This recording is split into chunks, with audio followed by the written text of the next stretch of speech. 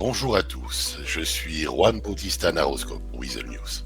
Aujourd'hui, un reportage sur un trafic d'armes d'envergure qui sévissait en plein cœur de Los Santos. Une enquête menée de main de maître par les forces de l'ordre et qui a abouti à une opération coup de poing spectaculaire. Depuis plusieurs semaines, les enquêteurs du bureau d'enquête du LSPD surveillaient de près un réseau suspect. Un repère discret mais redoutablement efficace s'était implanté à Mirror Park, transformant ce quartier résidentiel en planque tournante du commerce illégal d'armes à feu.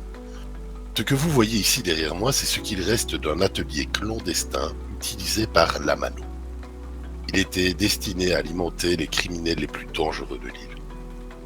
Après des semaines d'enquête, le LSPD, épaulé par le United States Marshal Service, a décidé d'intervenir.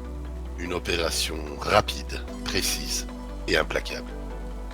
Les forces de l'ordre ont encerclé le bâtiment avant de donner l'assaut, une scène digne des plus grands films d'action.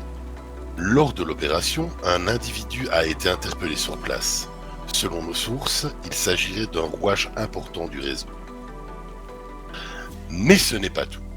Pour éviter que cet atelier ne serve à nouveau, les services fédéraux ont pris une décision radicale.